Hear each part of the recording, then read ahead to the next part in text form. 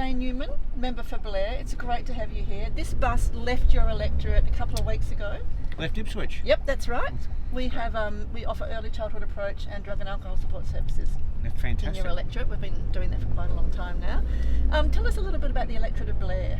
What are some of your challenges and some of the maybe the wins that you've had there? Well, it's a suburban, regional and rural electorate. Starts in Ipswich and services all the way around.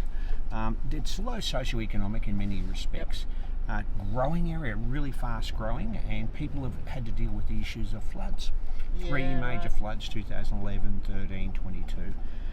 Unemployment's traditionally quite high, big manufacturing base in Ipswich, but also rural communities. So the challenges of sustainable development, dealing with issues of new homes being built, but housing being a big issue as people move to the area. Cost of living is a big pressure. That's a lot, huh? There's a lot going on. A lot. What are some of the things that you think are signs of sort of positive development, positive change in your electorate?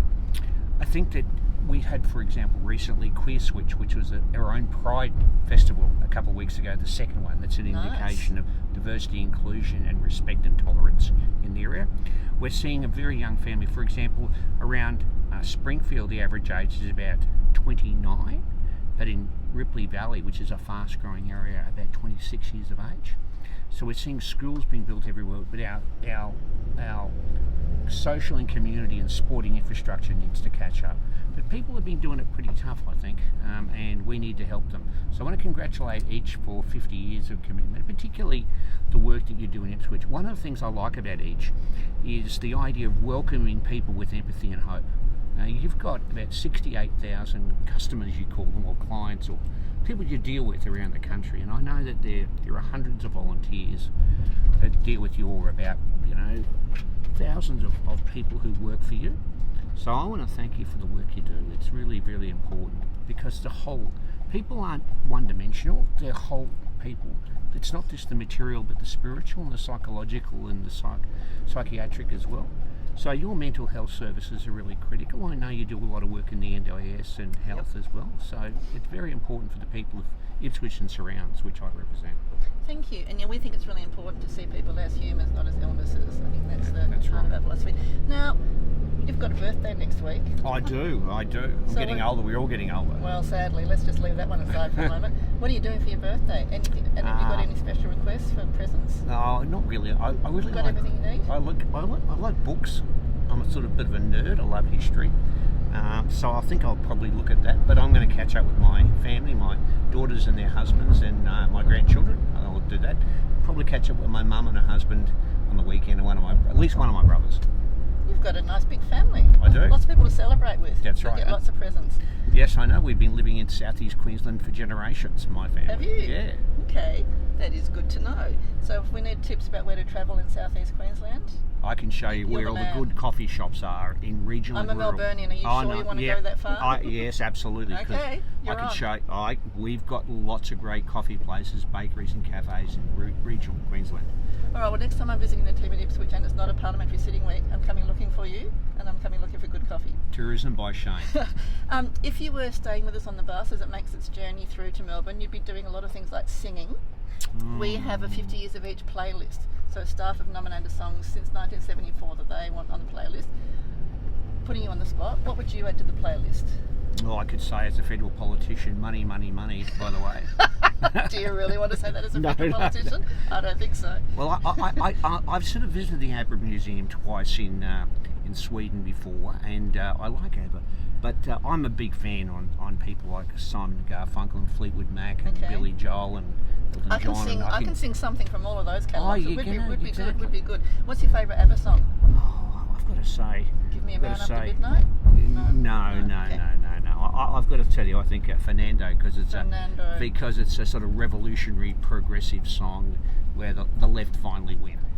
I think that's a really good call. Maybe the Australian Labor Party could make that its theme song for the coming election campaign. Solidarity Forever is pretty good. Yeah. Who's going to win the next federal election? I hope we do, but that's up to the voters. But I'll be putting my name forward, and I hope to see Prime Minister Albanese getting sworn in just under a year's time. And all eyes on Queensland. It is. It Yeah. always is a challenge in Queensland It'll be federally. a pressure cooker for you.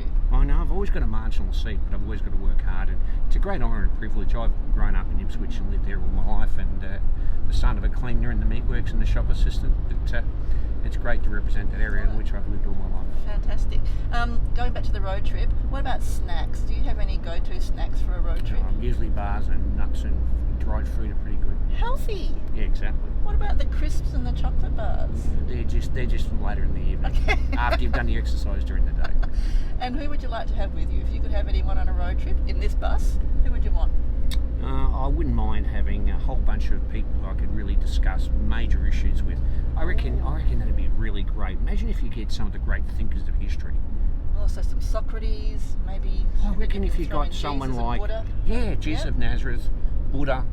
What about Yep. Confucius? Yeah. I reckon I get some of the great figures of history like Martin Luther King Jr. What do you reckon? Oh, well, Gandhi. you'd be on the bus with a bunch of dead people, which could have its pros and its cons, I There'd be guess. problems, wouldn't it? But why not? I'd like to come on that road Imagine trip if they're as all well. alive at the same time. Well, that would have been quite a moment in history. Yeah. But you'd have to have someone with the Beatles and have John Lennon singing Imagine.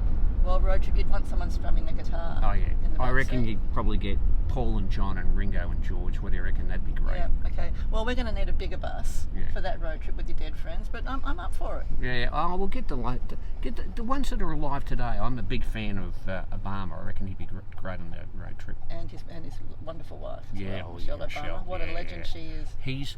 My 2-year-old grandson walks into this bedroom in my daughter's place, and he says Obama because there's a painting of Obama on the wall. So the whole family is committed. Yeah, we are committed. That is good to know. Any of your kids or grandchildren looking like having a career in politics? Oh no, well the youngest one's about a few weeks old, so Okay. it's a bit young for Rose to work out what she wants to do. But Yeah.